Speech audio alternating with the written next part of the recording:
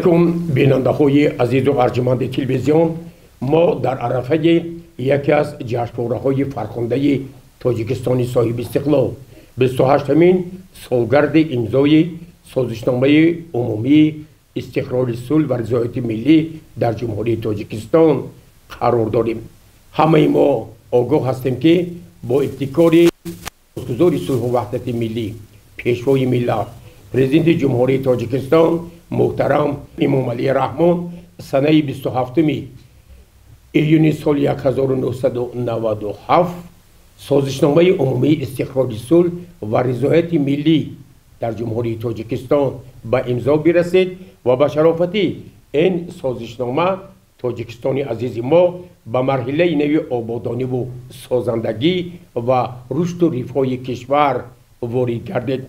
حالا در برنامه نوبتی فروغ اندیشه ما تصمیم گرفتیم که پیرامون وحدت ملی اساس ثبات دولت با نمایندگان دستگاه رئیس شهر پنجکین، آموزگاران دانشکده آموزگاری تاجیکستان در شهر پنجکین، کالج آموزگاری و همزمان دانشجویان، جوانان و دیگر مسئولین یک صحبت تلویزیونی را برگزار نماییم.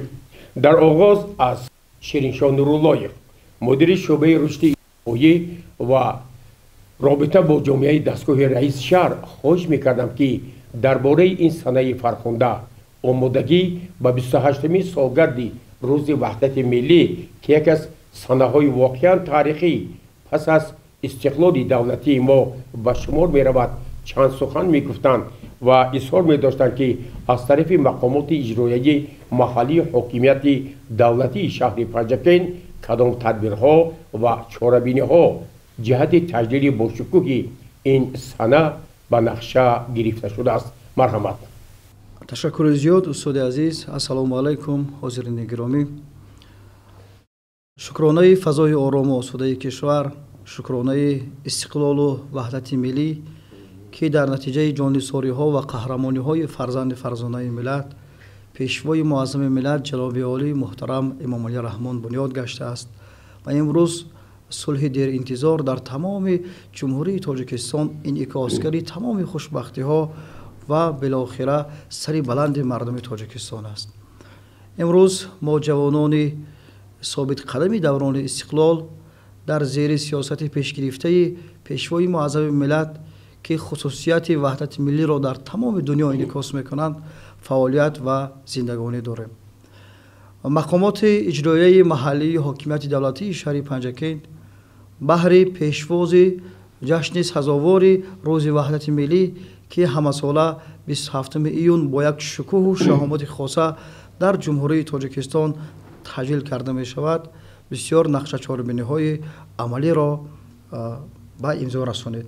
دیروز در مجلس ولایت سوخت نیز با ابتکار رئیس ولایت سوخت محترم رجب احمدزاده نیز پیرامون با شکوه تجلیل کردن روز وحدت ملی سفارش ها شد و مسئولین شعبه رشد اجتماعی و رابطه با جامعه دستگاه رئیس شهر نیز برای هرچی با یک شکوه و شهامت خاصه تجلیل کردن این سنه مهم که رمز استقلال و آزادی و رمز دوستداری تاجیکستان صاحب استقلال است تدبیرهای ضروری را می‌اندیشم. و یک نقطه را باید من ابراز دارم که وحدت ملی تاجیکستان این یکی از خدمت‌های بی‌نظیر سروری دولتمان است که همچون میوه شهدبار زمان استقلال انعکاس کرده می شود. واقعا وحدت ملی تاجیکستان با جمهوری تاجیکستان صاحب استقلال ما صلح و صلاح باز هم تحکیم رابطه های بین المللی را انعکاس نمود و امروز با ابتکار پیشوای معظم ملت وحدت ملی تاجیکستان توانست که همچون درس یا همچون نمونه عبرت به تمام مردم جهان انعکاس کرده شود. زیرا امروز سرور دولت ما را همچون شخصی تشبسکار و صلح آور در جهان اعتراف میکنند.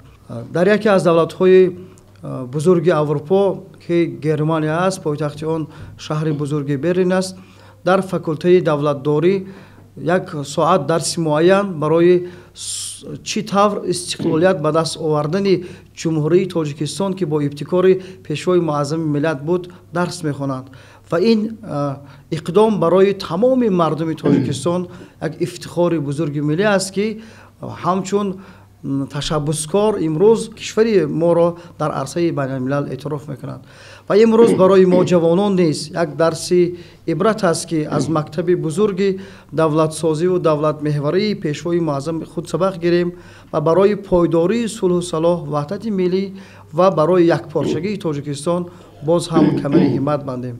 در آخر چنین ابراز میکنم که وطن میراث سامانم تو باشی، وطن صبح و وطن شامم تو باشی، هزار آغازها انجام دارد، وطن آغاز و انجامم تو باشی. بیننده های عزیز و ارجمند، پس از امضای سازشنامه عمومی استقرار صلح و رضایت ملی در سنه 27 ایون سال 1997 سنه 18 ایول همان سال در شهر دوشنبه جلسه مؤسسان حرکت جمعیتی وحدت ملی و احیای تاجیکستان با اشتراک بی‌واسطه پیشوای معظم ملت پرزیدنت کشور محترم امام علی رحمان برگزار گردید که اشتراکچان این جلسه با یک آواز سرور دولت ما محترم امام علی رحمان را رئیس شورای مرکزی حرکت وحدت ملی و احیای تاجیکستان انتخاب نمودند و دوام 28 سال سپری شده این تشکیلات جمعیتی توانست در ترغیب و تشویق دستاوردهای استقلال دولتی جمهوری تاجیکستان وحدت مردم ما کارهای زیادی را انجام دهند. با توجه شما میرسانم که در ولایت سوق رئیس شورای ولایتی حرکت وحدت ملی، رئیس ولایت، معاون یکم رئیس مجلس ملی مجلس عالی جمهوری تاجیکستان محترم رجب احمدزاده و در شهر پنجکین رئیس شورای جمعیتی این حرکت محترم عبدالخالق خالقزاده رئیس شهر پنجکین می باشند که من گمان میکنم این تشکیلات جمعیتی در آینده نیز در تحکیم پایه های استقلال دولتی وحدت ملی و رشد و رفاه تاجیکستان عزیز در زمینه دستور و سفارش های پیشوای معظم ملت محترم امام علی رحمان کارهای ترغیباتی و تشویقاتی را گسترش می‌بخشد. حالا من از دو نفر اشتراکچان این برنامه تلویزیونی محترم ماهره امانقولова سابقه‌دار مهنت و استاد دانشکده آموزگاری تاجیکستان در شهر پنجکین نامزد علم‌های فیلولوژیا اسماعیل و دیلارم خواهش می‌کردم که اندیشه و ملاحظات خویش را پیرامون روز وحدت ملی و نقش آن در رشد تاجیکستان عزیز ارزیابی می‌کردند. مرحمت. ما مادران و بانوان تاجیک از امروزه صلح و صلاح، از وحدت ملی، از یگانگی، از یکدیگر فهمی شکرانه میگوییم و همیشه از سیاست خردمندانه پیشوای ملت اساسگذاری صلح و وحدت ملی پرزیدنت محترم امام علی رحمان شکرانه میگوییم که امروز ما در یک آسمان صلح و صلاح در یک زندگی به حد خوشبختانه و خرسندانه زندگی داریم و بیهوده نگفتند که آن که دردی خلق را درمان بود بیگمان امام علی رحمان بود. برد از بین آتش جنگ و جدال باز آورد صلح و اتفاق. امروز ما بگذار سابقه داری مهنت اینقدر سال خدمت کردیم و در نفقه باشیم هم ما بی‌طرف نیستیم. ما به جوانان مراجعت می نماییم که امروز با این خیل زحمت و تلاش های سرور دولت پیشوای معظم ملت اساسگذاری صلح و وحدت ملی محترم امام علی رحمان برسند. امروز جوانان ما باید شکرانه گویند که نسبت دیگر دولت ها در تاجیکستان عزیز ما صلح و وحدت همیشه پایدار است و ما امروز به جوانان رو آورده میگوییم که تمام شرایط ها امروز برای جوانان مهیا است. من تشکیل کردن تمام آزمون های فروغ صبح دانایی کتاب است. تاجیکستان وطن عزیز من امروز ما در سالهای پیش این چیز را نمی دیدیم و من باوری دارم که جوانان امروزه ما برای دولت، برای وطن عزیز خود سرکشی نمیکنند، از قوه‌های مسلح خدمت کردن و با این آزمون‌ها اشتراک نمودن و مهنت حلال و صافدلانه کردن. برای آنها ما درس عبرت می آموزیم. و من امروز همچون زن مادر گفته می توانم که زنان را در پهلوی مردان همیشه از طرف سرور دولت در تمام چاره‌بینی ها زنان را زیوران ملت نامیدند و ما این سزاواری این گفته های جناب عالی اساسگزار صلح و وحدت هستیم و میمانیم. من مراجعت کرده گفتنی که شکرانه از تاجیکستانی سازنده و آبادکار. من امروز پایتخت تاجیکستان دوشنبه محض با تلاش و زحمت‌های جوان امروزه رستم امامعلی آباد و زیبا گشته ایستاده است. و یا من در ولایتمان ولایت سوخت، من شهر پنجکند امروز باور کنید تماما با این بناهای و با این ساختمان‌ها شناخته نمی شود. این همه سپارش ها را باید ما از تحت دل اجرا کنیم و انا این می شود وحدت ملی، یکدیگر فهمی، یکدیگر طرفدار نمودن و می تواند به این خیل اتفاق و صلح و وحدت آورده رساند. من به جوانان رو آورده میگویم که امروز باید ما با تمام زحمت و کوشش های و تلاش های سرور دولت که در تمام امروزه دولت های دنیا برآمد میکنند، این همش به فایده خلق تاجیکستان می باشد. و من راه ها ما در دورای دانشجویی با یک عذاب و عاقبت ها از پریوال ها گذشته می رفتیم در دوام 8 ساعت 9 ساعت. امروز شکرانه تمام راه های تاجیکستان رنگ شیشه شده ایستاده است. من باوری دارم که امروز من انمین چیزها همش از میوه های وحدت است. یا من بنیادی چندین نیروگاه های برقی آبی راغون که امروز ما می توانیم با برق همیشه تامین باشیم. من این چیزها برای جوانان باید درس عبرت باشد. من تمام مردم تاجیکستان را از تحت دل از نام تمام سابقه داران شهر پنجکند با روز وحدت ملی تبریک میگویم. بگذار در تاجیکستان همین خیل فقط صلح و آرامی و تنجی باشد.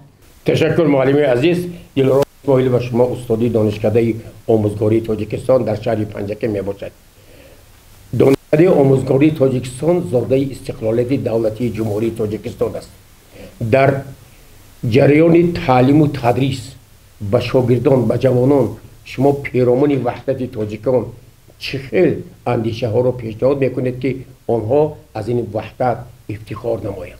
تشکر زیاد استاد عزیز، واقعا درست قید کردید. دانشکده آموزگاری تاجیکستان در شهر پنجکند زاده دوران استقلال است و ما نیز جوانان زاده دوران استقلال هستیم.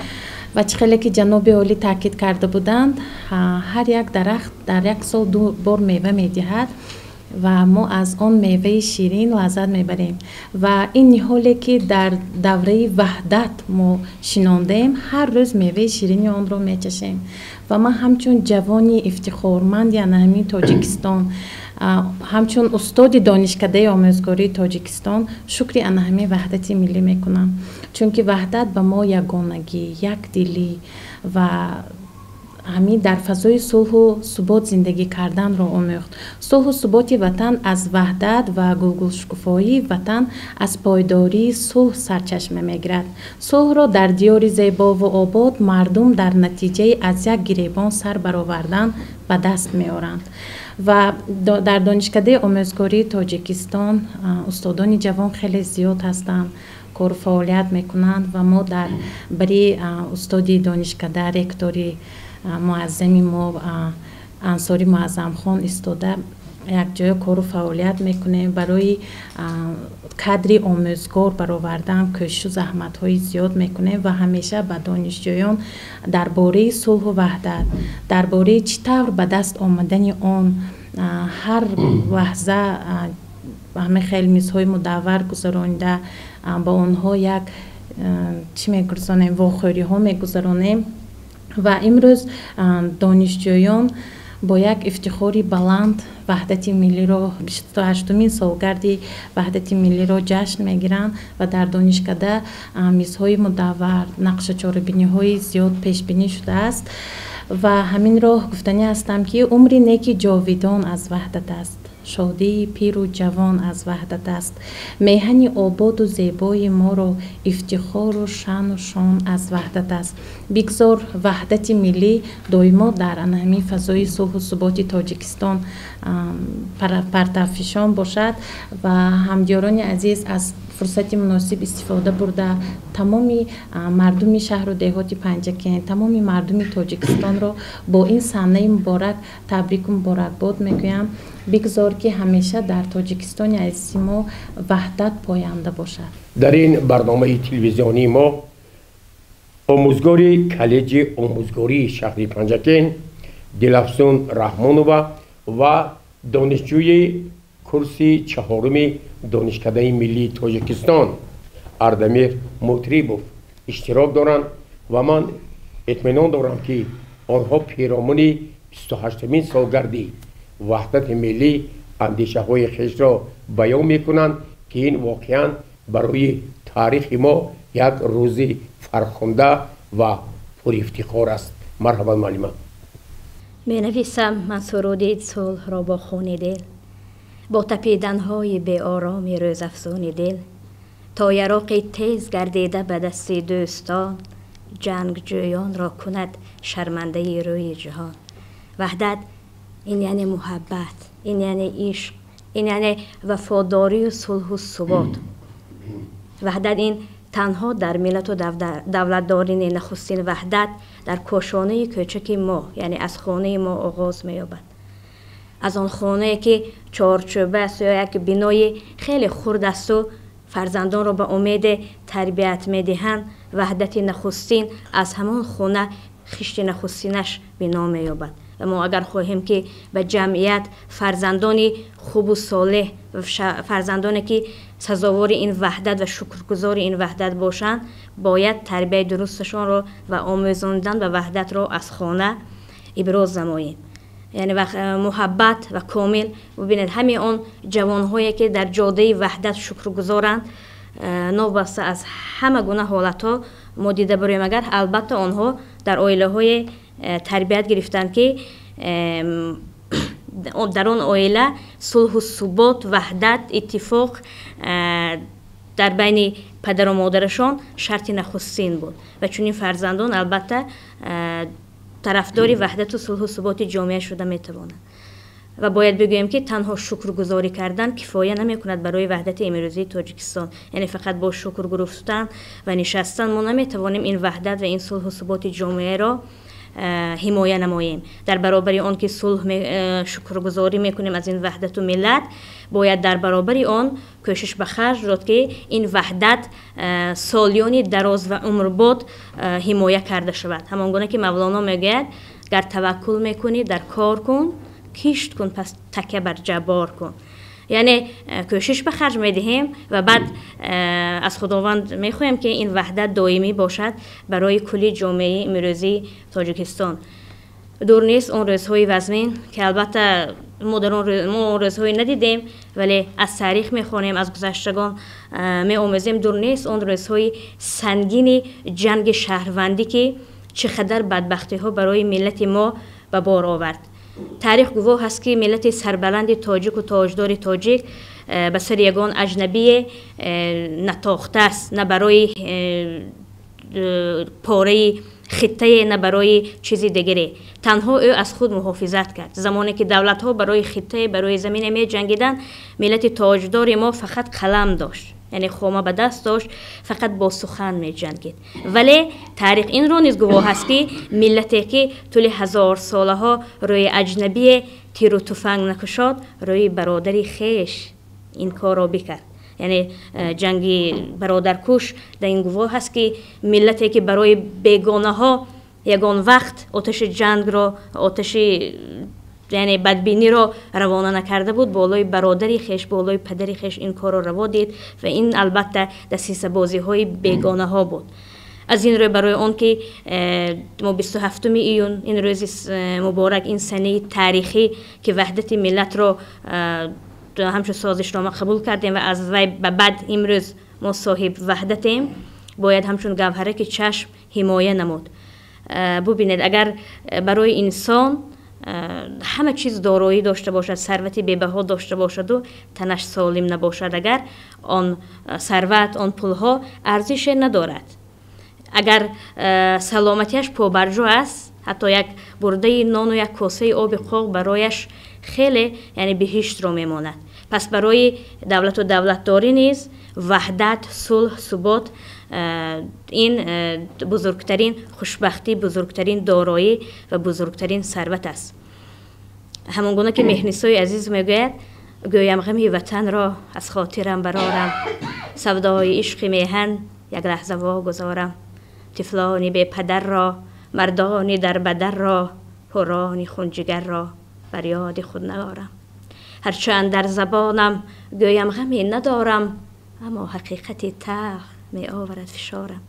واقعا چنین است، یعنی نمیتوان اون روزها را نادیده گرفت و اون روزها برای نسل جوانی امروزی تاجیکستان باید یک تجربه بزرگی باشد برای حمایت کردن از وحدت و صلح و آرامش در جامعه.